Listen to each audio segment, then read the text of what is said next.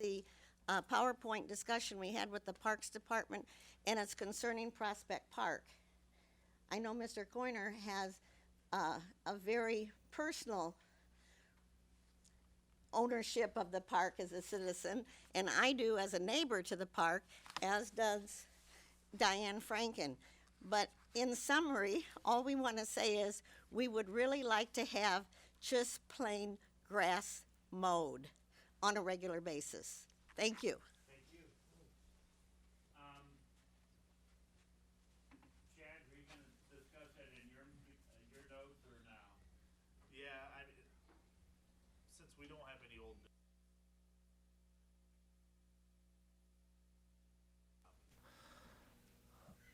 I'm not sure they're going to resolve them, but maybe we could flip flop the Prospect Terrace and the Fedgevari discussion why they continue to work on that. So if we want to go into the Prospect Park meeting update, I'd be happy to start with a summary and then open it for discussion if that's okay. Sounds good. Okay, so this item is a continuation of the Prospect Park public meeting that was held on September 20th. We've included the notes that were summarized at that meeting and the input that was received. That was also distributed to all the people that were present at that meeting as well. So, in summary, the issue being presented is the concern by the neighbors of the park regarding its naturalization and their desire to have it restored to natural turf and mowed. To this point, we did do RFPs and have interviewed several consultants. Those are sort of on hold pending this discussion and further direction from the Park Advisory Board on what to do with that. But we have completed that process. So we have those proposals sort of hanging out there, waiting for further direction. So basically, at this point, we're opening up the item. You have the notes in your packet. Some of you guys were at the meeting. You're aware of the concerns of the neighborhood regarding the current maintenance operations of the park. So at this point, it's up for you guys to generally discuss and give feedback and potentially some direction on how to move forward.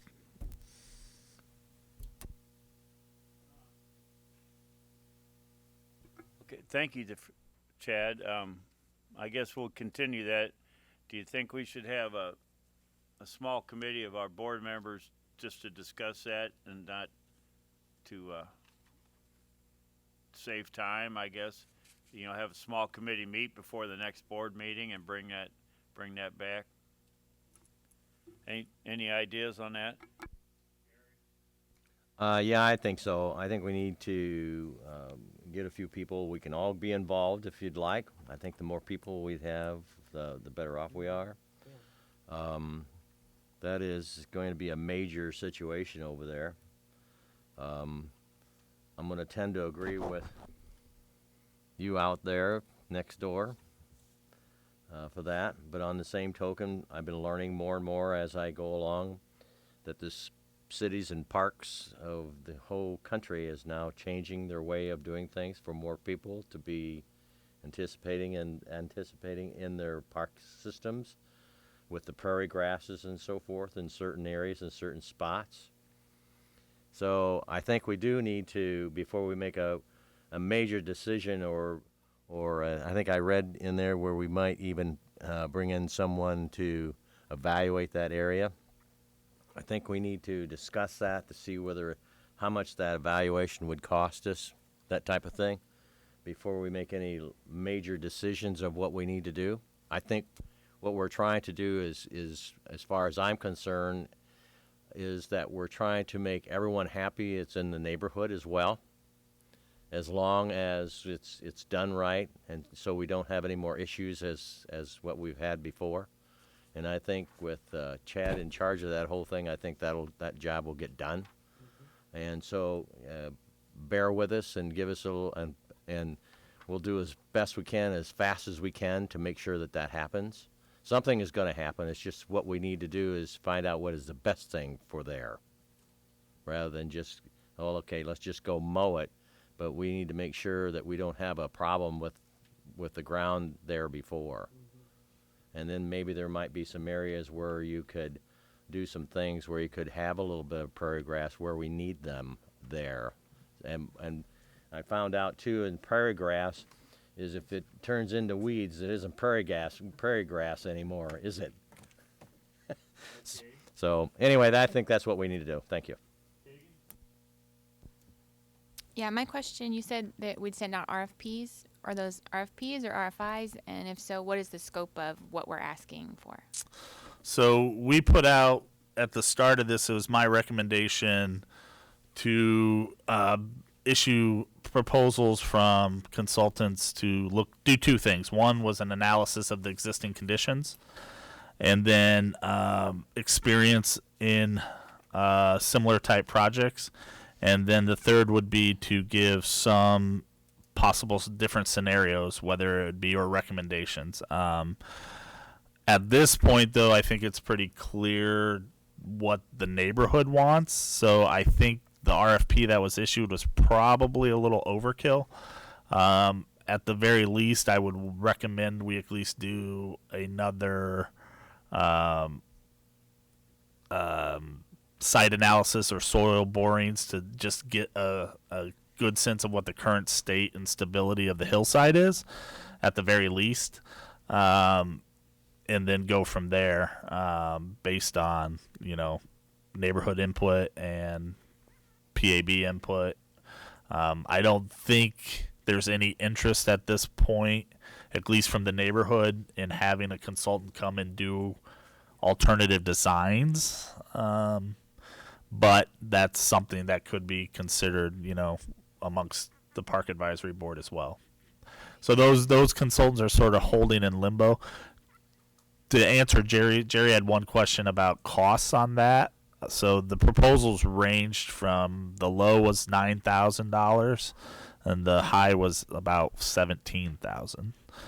So just to give you an idea of what it would be cost-wise to bring in a consultant to that level. So And that's for the solution, Right. not for any actual work.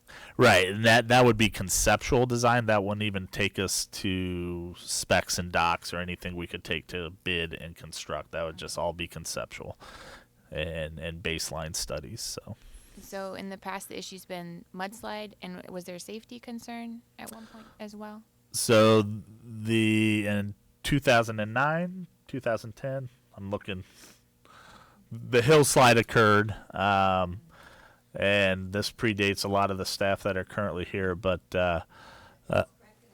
in 2009 is the time frame, and at that point, part of that fix was to put long-rooted stem, naturalized prairie plants in the hillside as part of the stability.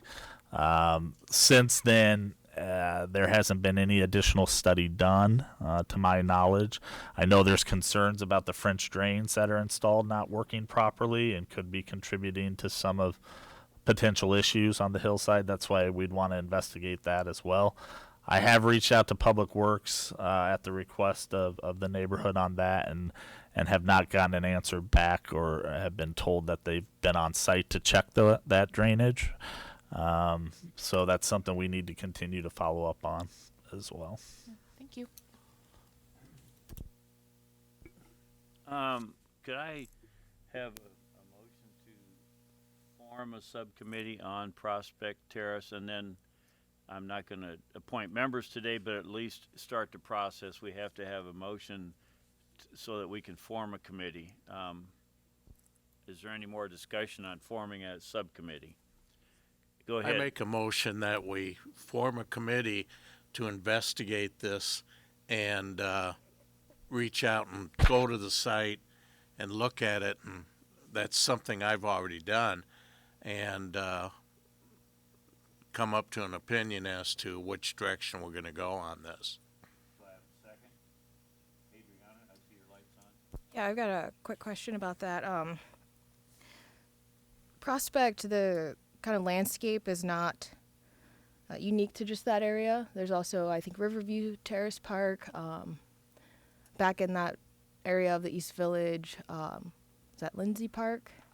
So both of those kind of have really steep hillsides too. So when we're talking about this committee, are we just focusing specifically on Prospect or landscapes like that? I hadn't thought about that. We could use it for comparison, I guess. Use those Yeah, other areas. It may not be a bad idea to incorporate those other two areas in the discussion as we look at this, especially if it's going to give direction as far as a permanent practice for the department. I would. River Heritage Park is the same thing. It's a steep hill that was naturalized, and we've had some concerns raised by the neighbors on how that looks as well. So, I would recommend or echo the idea of looking at why, if you're forming a committee, look at it all. I agree with having a committee. And how many people will be on the committee, the more the merrier. I always look at it that way. But I want to mention one thing before we do that. I think before you can go evaluate what we by look, we need to find out about that tiling system in there, and we can't do that. So I think that'd probably be a first step, wouldn't you think? Yeah, absolutely. I mean, I can continue to try to get Public Works to get eyes on it. If not, the very least is I can reach out to a company like Terracon that does soil boring and does that sort of analysis and get a proposal. That would be significantly less than the RFPs that we already got. And it's some baseline data we're probably going to need to inform any decision going forward anyway. So.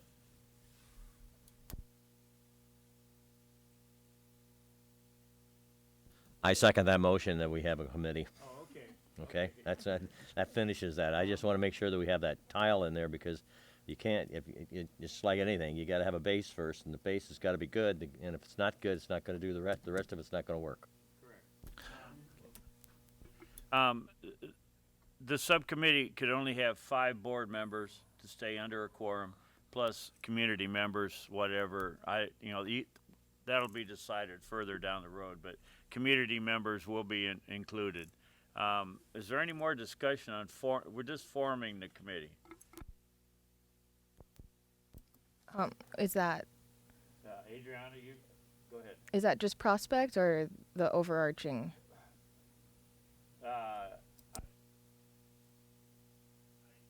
I think what you were talking about that you are going to include all the rest of that. So we're going to do that all at the same time. That would be the best thing to do, Adriana.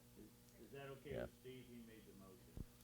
Yeah, I'd like to revise my motion that we include the other parks as well and compare all 3 of them. Okay. Do we need a second on that, or something? I second it. I second that.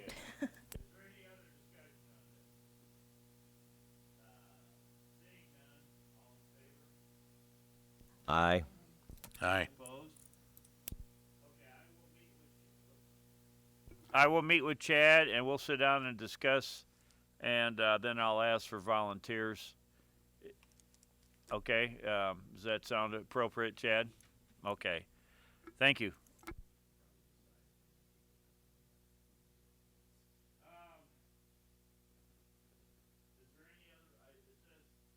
It says no more old business here, unless Chad or somebody. I think we're ready for the budget area. Okay. Then you're up, Fid. Right. Wait a minute, hold on. I just want to mention to you that we want to make sure that you feel good about what we're trying to accomplish here for the park over there next to you. Well, to me, it just seems like we're continuing to stall. It's been 9 years of weeds so far. And, there was something we ran across that it was to be at least weed whacked 4 times a year, and that's never happened. And I don't know if you go out there and take a look, but where there has been some mowing on, now I'm only talking the lower part, because the upper part of Prospect Park is really kept pristine. It looks nice all the time. And in the lower part, close to the benches, right out from the wall, And that has been mowed a few times this year, and it looks nice. I mean, you know, it's not as well kept as the upper part, but it's passable. And, it just seems so silly to keep perpetuating not doing anything. We were kinda hoping that there was gonna be a decision to just, you know, weed whack it down and start mowing next year. So, I mean, that seems the cheapest rather than going out for another study and delaying it and that, But if and I'm not a land person or a hill person or that type of thing, but I'd be a little leery about what that's all about. And the reason I say that is because the fact that if we did that, say we did that, and then all of a sudden we had the land and the wood, the ground would start sliding again, and then we've even got a worse mess than we had before. There's no doubt in my mind with who's on this board and who's running the Parks and Recreation, this will get done now. It's not going to take 9 years to get it done. Okay? Because I want it done. Me too. Liability-wise, the people that put in the French drains in 2009, I don't know how long that work was warranted, but I certainly, if I were you, I would look into, okay, if you didn't do the job right, and it's still under whatever warranty they have. The way I understand it, some of it collapsed. Am I correct? Or do you? There's things. That's what we need to find out exactly what that is first, and then we can go from there. the engineering department be willing to go out and actually take a look and see what is going on with their project from 9 years ago? That's what I'm trying to coordinate with Public Works. That's, yeah. Just trying to get that up on their priority list with other things. It's, One other point, I think it's a great idea that you're considering all the parks to have similar slopes. However, it's not just the park that you're considering, it's what area, what's the type of neighborhood that each park, you can't generalize, well, you can, but I hope you don't. Well, I think that area that we're talking about, is everything in that close vicinity of where you're at down there. Okay. Yeah. Yeah, it's right on down through there. Yeah. Over by where our old town is, am I correct? So there's a lot of large houses over there too as well. We want to make sure that River Drive, when you look up there, that though you see all those mansions up there, that they look nice and everything in front of them looks nice. It's a wow factor for people to move to the Quad Cities. Yes, it is. So we just want you, that's the reason I brought this back up again, because of the fact we want you to feel good about what we're doing. And I don't want, it's nice to have instant results, but sometimes you just can't do that because you got to fix the base first. And if you look into that, and as long as we keep you informed of what we're doing, would that be okay? Sure. Yeah. Okay. Okay. That's what we need to do here is communicate. and I'm not sure. I'm assuming that this is the first time in the 9 years that this board or body has even had this brought to them, right? So just to try to reiterate Jerry's point that we are moving it forward and looking at it. So, yeah.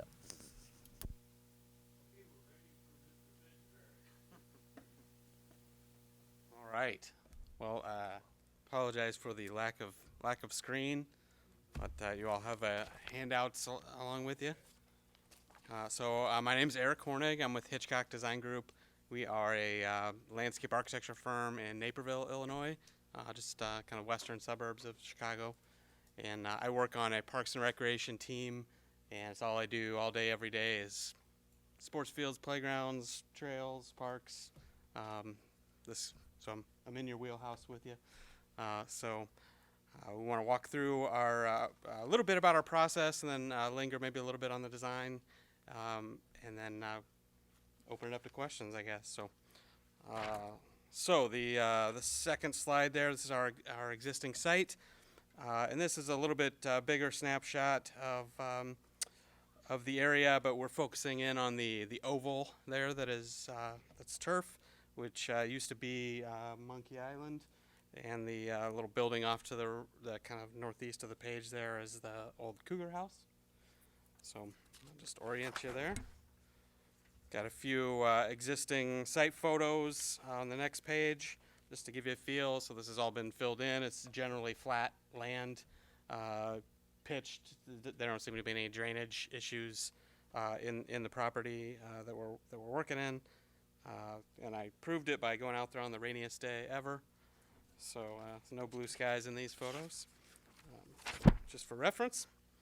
And then just to go over the process a little bit with you, and this is probably a little bit small, but the first thing we do is try and get smart about the site, and so we go visit it, we take pictures, and then we do a site analysis, and we look at circulation, how cars travel, how people travel, looking at the different fences, what the different features are, and so this is just part of our process to kind of get up to speed. So that's what that one.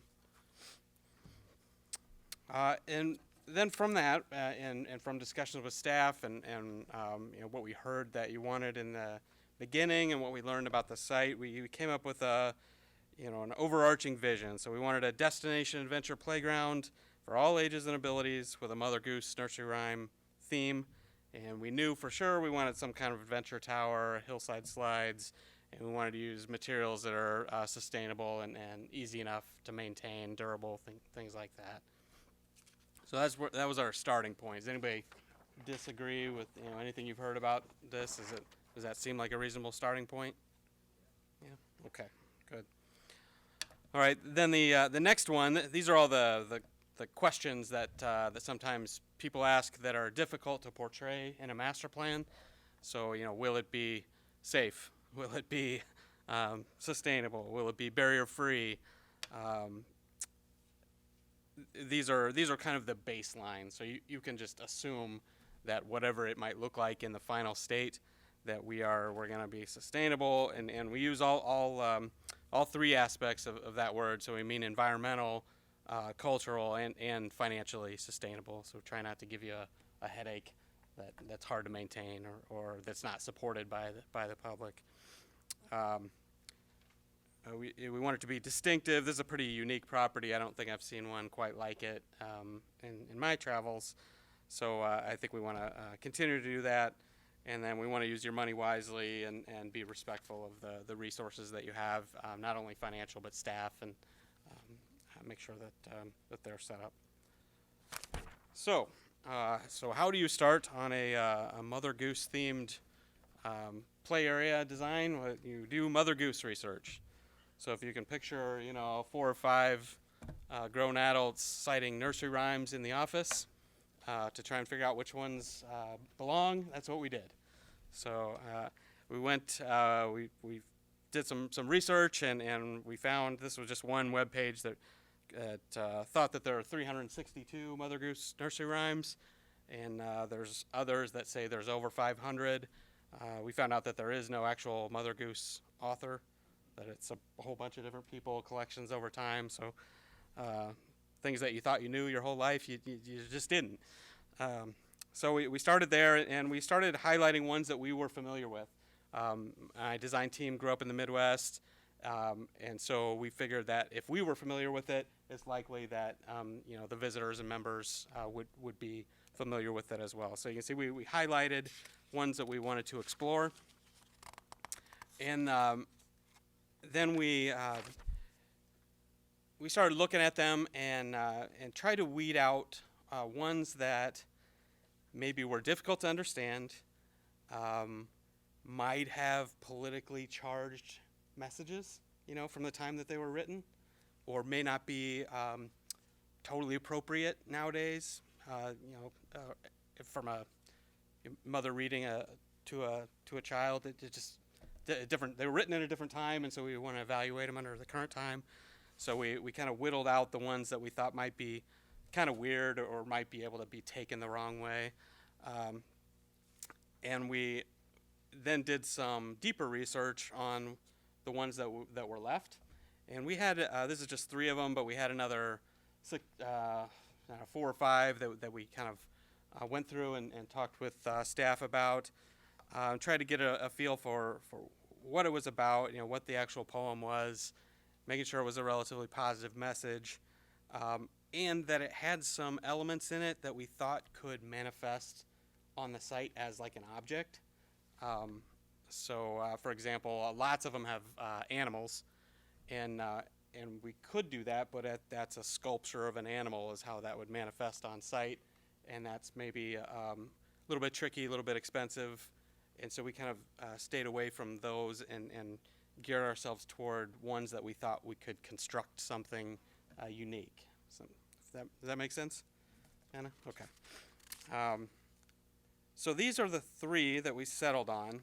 So we got Jack and Jill we thought would be our primary experience, and probably a little bit targeting the older end of playground uses. So there's a 2 to 5 age group and a 5 to 12, and so we thought the Jack and Jill would target the 5 to 12 and hopefully a little beyond that is what we were shooting for. The Pat a Cake we thought would service our 2 to 5 age group and maybe a little bit younger than that. And then the Crooked Man poem was another one that was kind of, depending on how we detailed it, could go either way, so it might be a nice bridge between those two age groups. So we settled on these.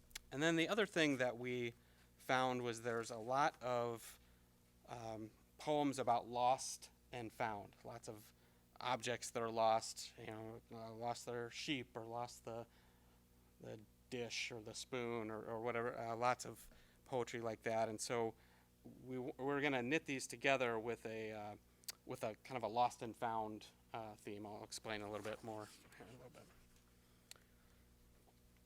And so we took that data and that kind of background, and we started designing. And so we came up with several different options to review and talk about that tried to put some physical elements and some story behind these. And so these are, and again, you're not really meant to see the words, so don't squint. But we're just showing process here that we went through. We had a whole bunch and started really big and started whittling our way down to what we thought might work. And that brings us to the concept plan. And this would be a lot easier with a laser pointer. So, and I've got two versions of it. The first one is really just to show you a little bit of context so you see how it ties in with the rest of it. And then the labels are a little bigger on the next one, so you might go to that one. So we're going to start in the kind of upper right by the Cougar House.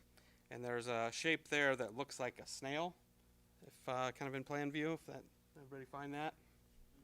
All right. So I think it's labeled 27, somewhere in there.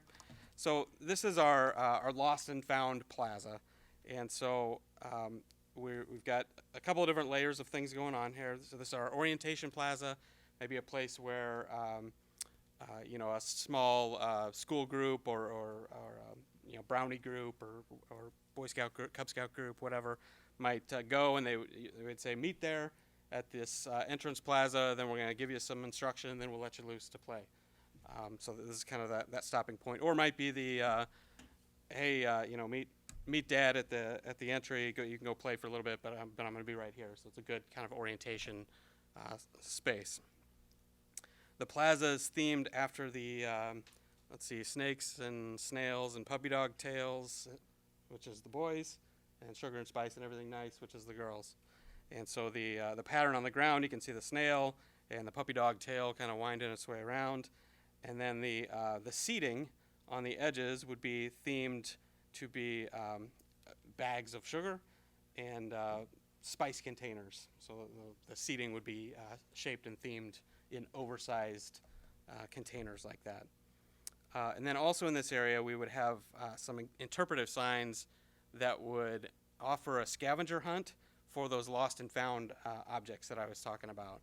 So there would be interpretive signs that would say, Mary lost her sheep, go find them. And then in the garden, we would have movable, kind of partner signs that the staff could move at as often or as infrequent as they wanted to, that would have a rubbing opportunity on it. So the kids would be on the search for those objects throughout the garden, and they would have the chance to move around Maybe they might have like a little passport book or paper that they could, do a rubbing with a crayon or something like that, and have a little souvenir to take away of their trip. So so that was a lot just in the orientation plaza there. So the explanation will get simpler. After you exit the plaza, you go underneath a couple of arbors. So these are just overhead elements, gateways, and the red area there is a small stage, so meant for just like puppet shows or magic shows or speaking or maybe a book reading or something like that. And then the lawn out in front of that would be where the audience would sit. So just a small stage opportunity there. Then off to the right as we walk along our pathway and toward the Cougar House, this is just some stone seating and a themed ground plane meant to look like fractured rock.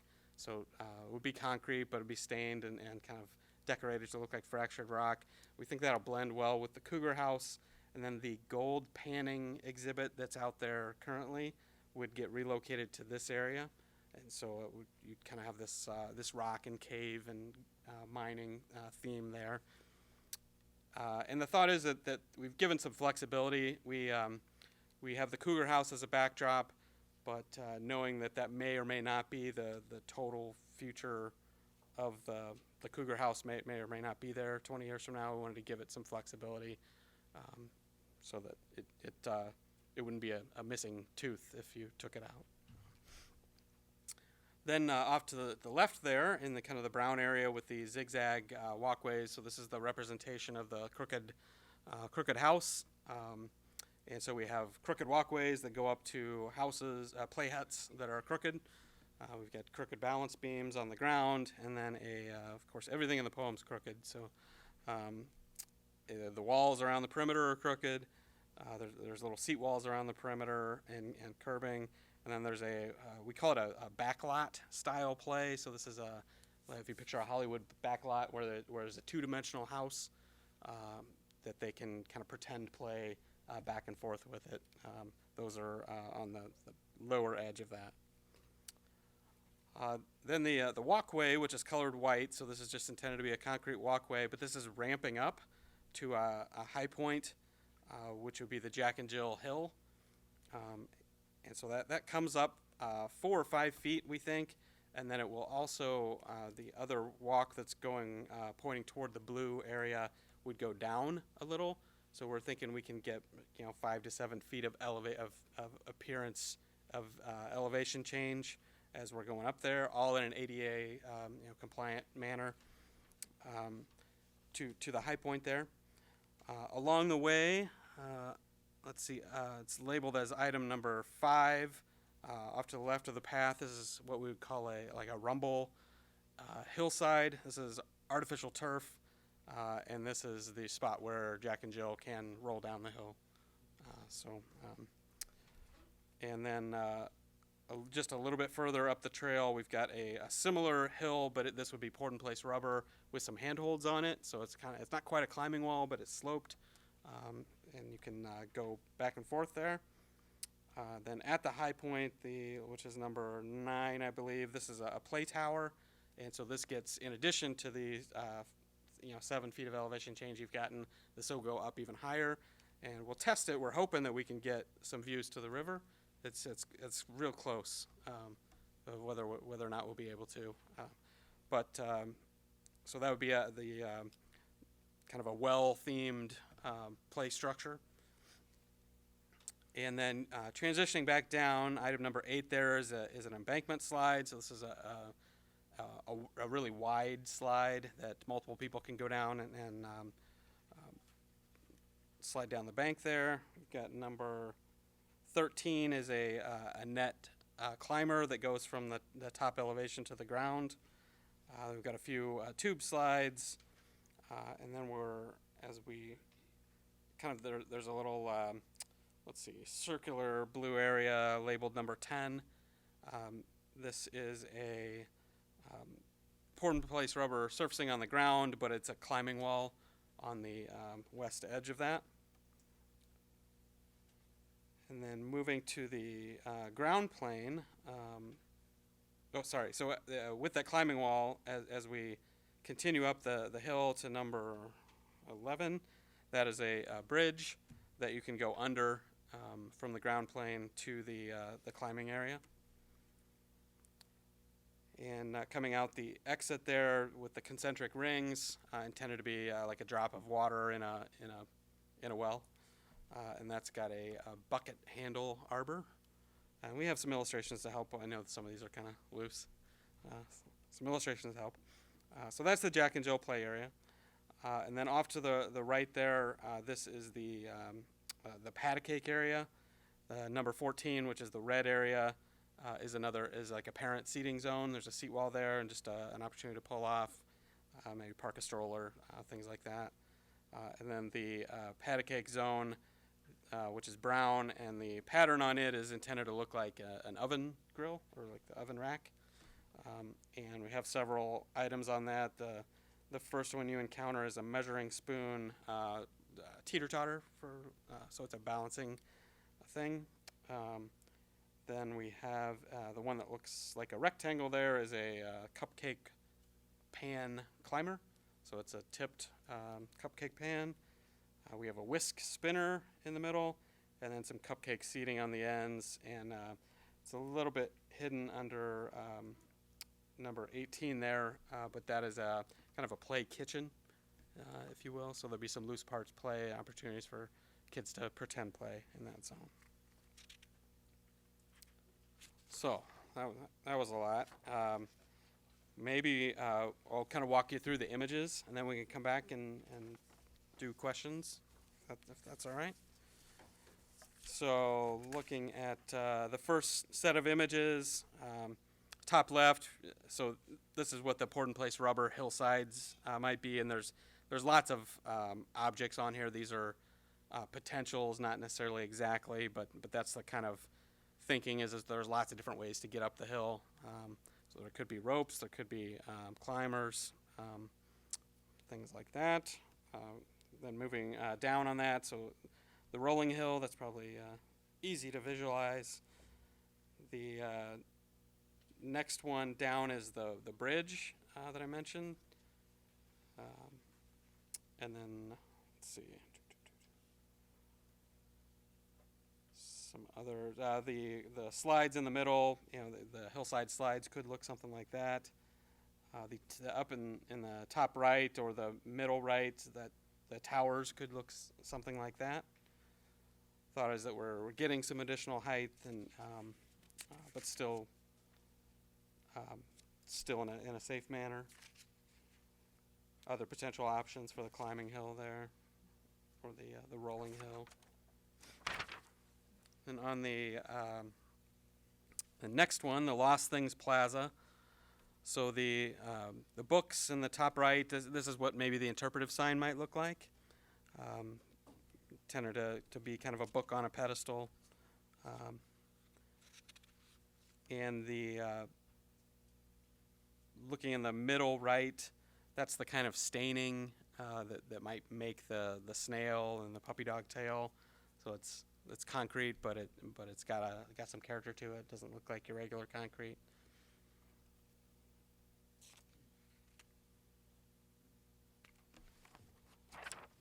So and the others are just theme, kind of mood setters. Moving on to the pat a cake. So the primary goal here is really engaging with the caregiver, or whoever's with you. That's kind of the whole purpose of the poem and the game that we remember from when we were little. But we've kind of got the faux kitchen there, and the top two on the right. And then the others, there's, to our knowledge, there's never been a muffin tin climber designed, and not a measuring spoon teeter-totter, and so we're giving you the inspiration, yet to be detailed.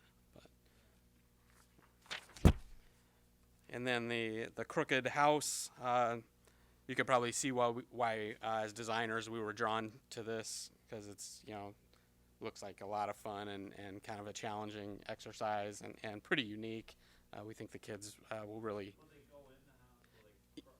Yeah, yeah, yeah. We think with there was the 2D backlot one that I was describing. That's just kind of a like a wall, for lack of a better word. But there would be climbers in the middle that they could get into.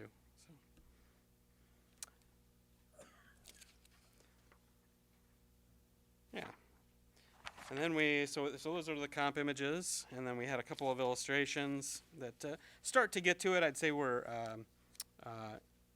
there's lots of little details yet to be flushed out. We're still super early in the process, but the first one is kind of looking back at the play tower, and it's just from a design standpoint, the play tower would be more robust than what's illustrated there, but it kind of gives you the idea of how much height would be achieved there.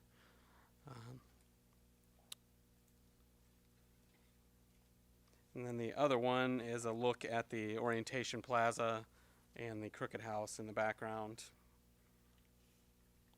You can see the sacks of sugar and the spice containers a little bit better there, and the interpretive signs on the stacks of books. So, that was a lot of me talking. It would now be a good point to stop and answer questions. Yeah. Is there a possibility that you might do this in pieces or do it as a one shot? Yes. And my next two are budget and phasing. So we can totally go there if you want to. Right? Sure. Okay. So the next one there is budget, and we knew we were targeting, I think, a $300,000 to $400,000 project is kind of what we were thinking. Might be a chewable first phase, I guess, but we knew that this is an important property. It's really unique, and we wanted to stretch the big vision for long term. And so we broke it up into the 4 areas, and we thought that the Jack and Jill would be the first one. It's got the most kind of energy to it, and might be a good catalyst for the rest of it. And then we thought the Lost Things would help us tie it together because it's an entry point. And so in the early priorities, that would just be a walk connection, and then the other two would follow behind. So we're looking at probably 4 phases if we were to bite them off in that size chunks. We do have relatively solid contingencies moving into it, so that there's lots of decisions that can be made to make it less expensive or more expensive, depending on your own goals. We like to say is we don't know whether these things are gold or gold paint yet. So there's a big difference, and most construction materials have a lot of variation to it. And the next page is a graphic that just kind of marks where we thought the start and stop might be.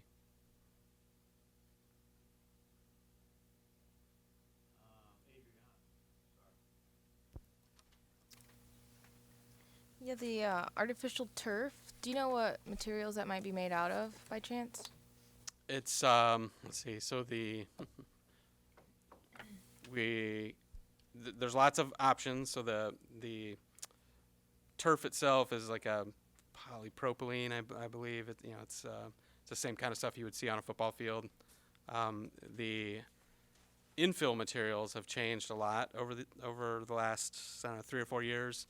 We can do, it doesn't need to be impact attenuating, so we don't necessarily have to have rubber in it, but we would probably have sand as a ballast and some rubber, or we could switch to cork is the kind of the new material that they're putting in place of the rubber. So it could be either of those. Okay. I've just seen studies and reports lately about artificial turf, the runoff chemicals coming from that are pretty of concern. Sure. So. It's the ones that we've seen, and we've seen there's a lot of them out there, and they are kind of inconclusive, but we have started going toward the cork material to avoid that because it's the infill that is of question, not necessarily the actual fabric. Okay. But it's a good question. It's definitely in the media. So. Okay. I'd like to know when you guys know what materials, just out of curiosity. Yeah, absolutely. Thanks.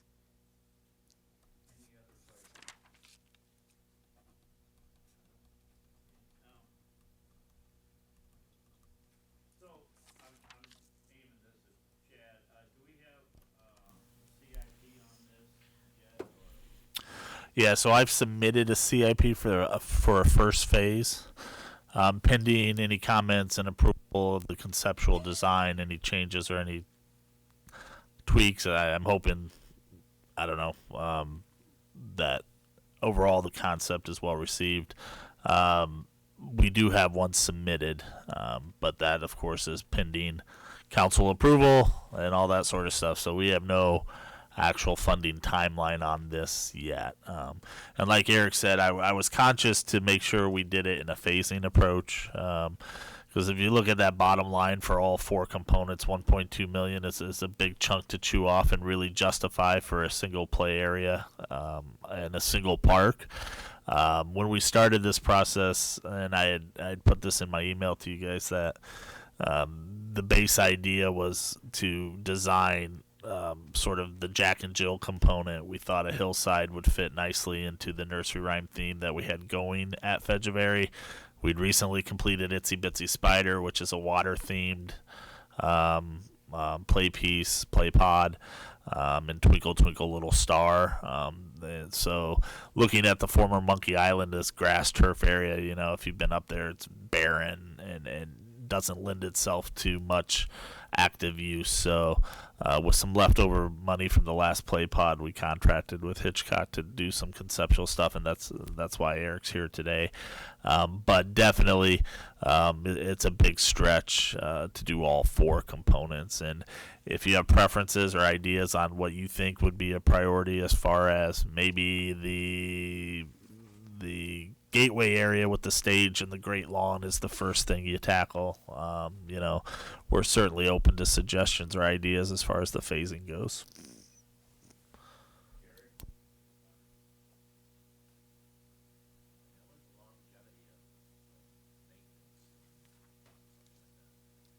Sure. With the play equipment itself, it probably warranties out around 7 to 10, depending on the manufacturer. You could probably expect 15 before you would have to have, you know, what might be considered major repairs or replacements. Would very similar to probably the rest of the play equipment in your park setting. And I think we'd try and be careful with how much use we have in materials that are going to deteriorate quickly. Like wood is one that, particularly the patty cake kitchen. That seems like one that's got potential to need replacement quicker than others. But. Is that mostly fiberglass or plastic or? Well, we saw the kitchen as wood, but some of the other, like the whisk and the measuring spoons and things like that, those would be steel and have good, good longevity. They were seen as wood as well. Yeah. So there would be some maintenance to it then to keep it up as far as the colors and so forth. Yeah, depending on how robustly we stained it and kind of decorated it, there would be those kinds of considerations. You could, depending on the material we use, some materials are better than others and have kind of that natural built-in endurance. The reason I bring that up is that's, you're talking almost, am I correct here, almost $1 million for all four concepts? Yeah, yeah. Just a question is all. Yeah. Interested. I think it's about, moving forward, you definitely want to strike that balance between what you can maintain and what you think looks cool. looks cool doesn't go very far. Project looks pretty cool. I wouldn't mind playing in it myself.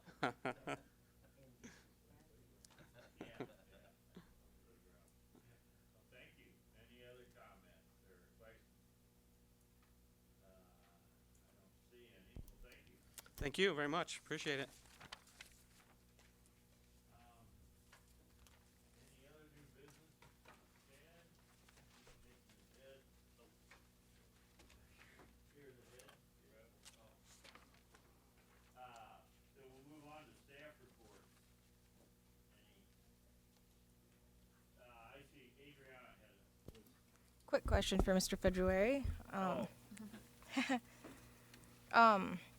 As far as say like the patty cake house, some of those kind of art pieces in a sense, are you guys planning on creating those or maybe kind of outsourcing people to create those materials? We would typically start with a kind of a custom playground vendor, because there's all kinds of rules that come with playgrounds, CPSC and ASTM compliance.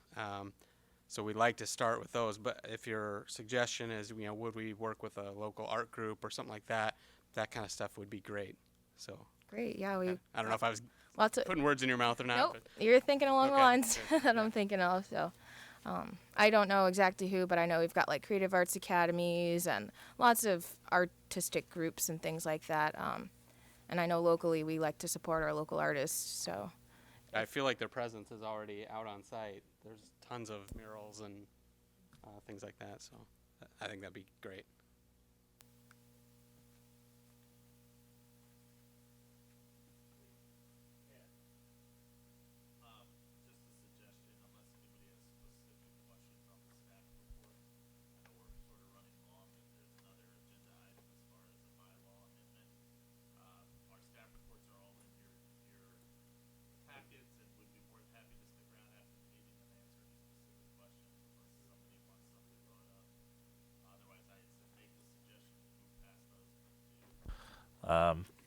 The advisory time portion.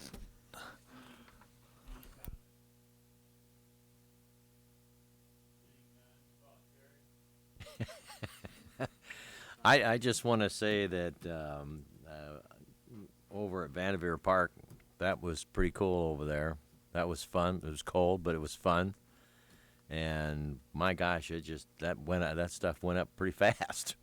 So anyway, I don't know. Is it all done now over there? Or you still have more to do? Do you need more help with that?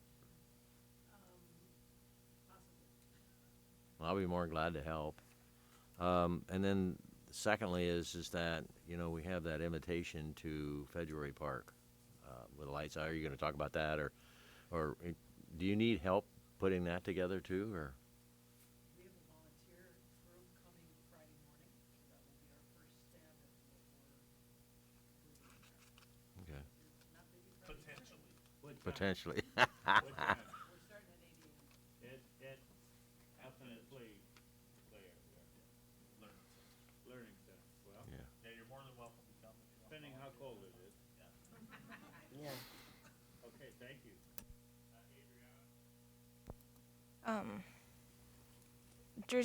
Jersey Farms Park, is that what we're calling it? That's the working title at this Okay. point. Yeah. Just had a concern about some of the trees that were planted there. There's some girdling happening. The wires were tied a little too tight around the trunk of them, so Okay. one's dead, dying. I'm not sure if we planted those. I would. What? Yeah. They're kind of like well, that easement. either the neighbors planted them or forestry, because we're Parks Department. We don't plant trees. Okay. But we can certainly. I'll look into it and see, because sometimes with the park being undeveloped at this point, the neighbors may have taken it upon themselves to plant some trees. But we'll look into it and take care of them. I think it was a white birch in particular that was really Okay. bad, but there were about 3 or 4 That are total. dying, yeah, or dead. Okay.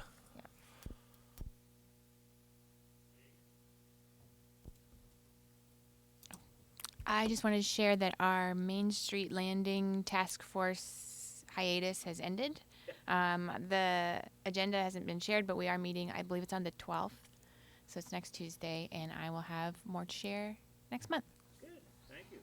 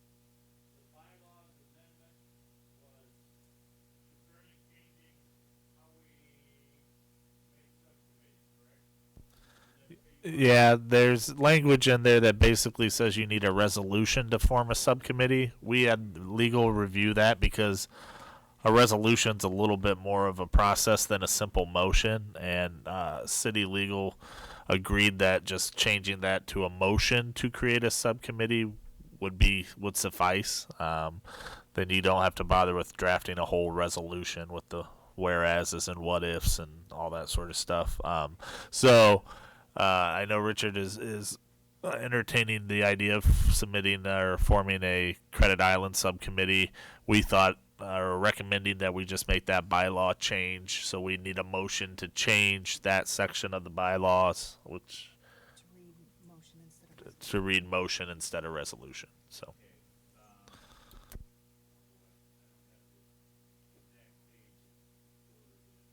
Section 5.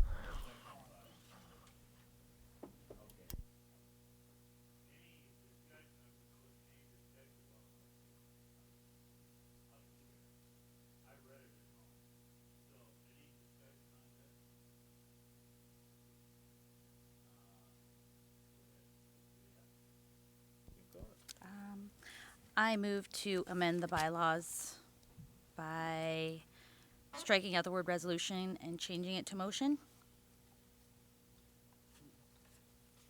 Section 5.1. Thank you. I second Leah's motion. Do I hear any discussion? See any discussion? Seeing none, all in favor? Aye. Any opposed? Motion passed.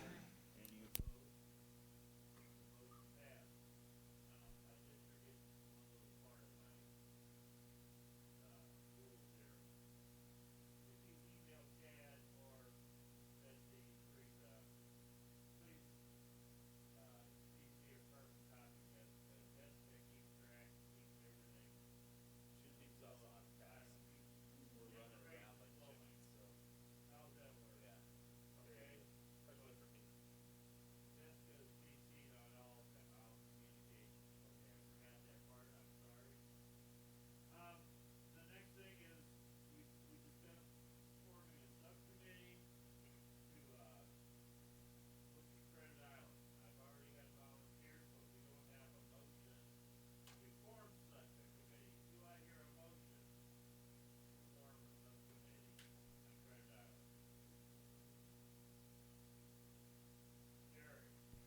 I make a motion that we have a committee Just Great Island. for Credit Island. Do I hear a second? Second. Okay, thank you. Is there any discussion? The only discussion is the 5 members on this have already volunteered, I guess. Jerry, Steve, Mike, Adriana, and Dave, correct? Okay. And that start with, that's all we need. If you want to include community members, that'll be up to your subcommittee. Is that? No, I'm not. Hagan, Adriana, Steve, Jerry, and Mike.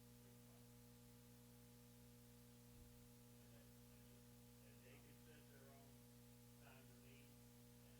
And the only thing I ask is, if you can't make a committee meeting, let us know so that maybe one of the other ones, unless Steve couldn't fit in without making a quorum.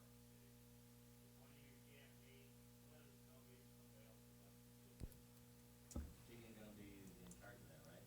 Oh, I was just about to ask, as my first time on a subcommittee, who's in charge of scheduling meetings and coordinating? yeah.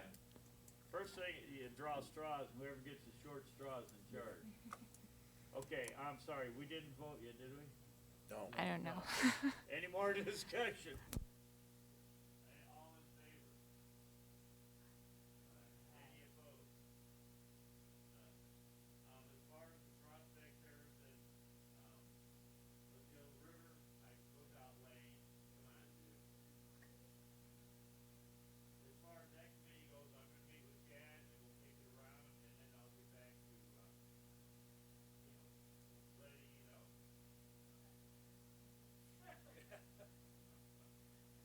The hillside. Is there any other advisory time items? Anybody? I better look at my. I don't see any lights on. That's not good. Do I hear a motion to adjourn? Oh, Dave, go ahead.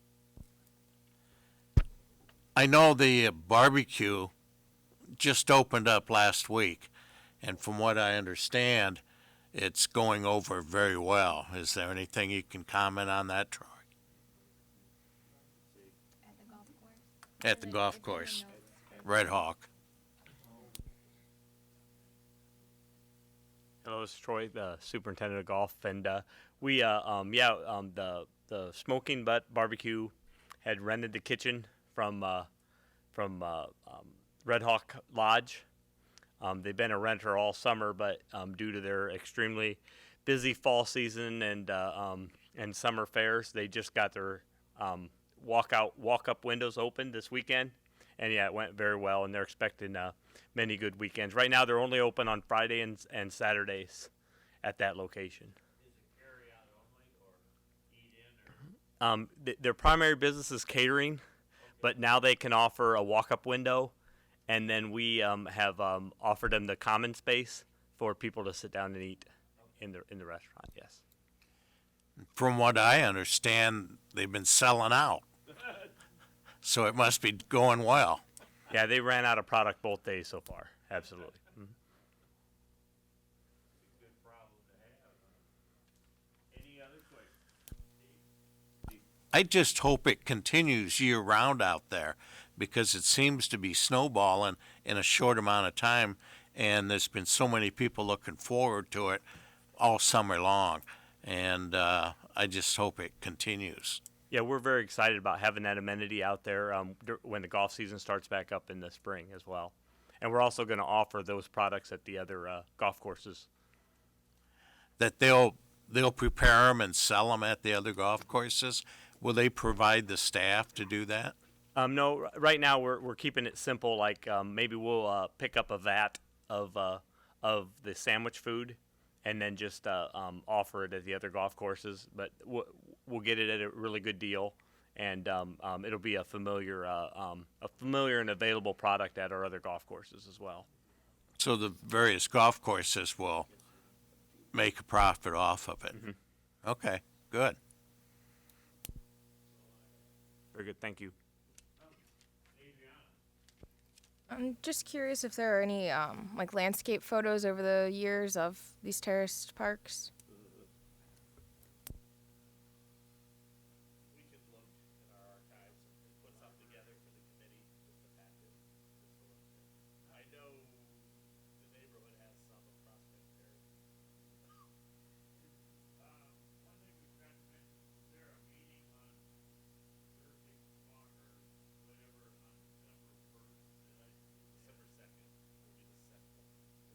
on December 2nd? Will be the second public input meeting, and that'll be at the Eastern Avenue Library. I think 5 p.m., 5:30. They're gonna get a copy of the letter. Yeah. I don't know if the time to be determined, but you'll get a copy of the letter. Well, yeah, there'll be a letter sent out to the neighborhood again on that.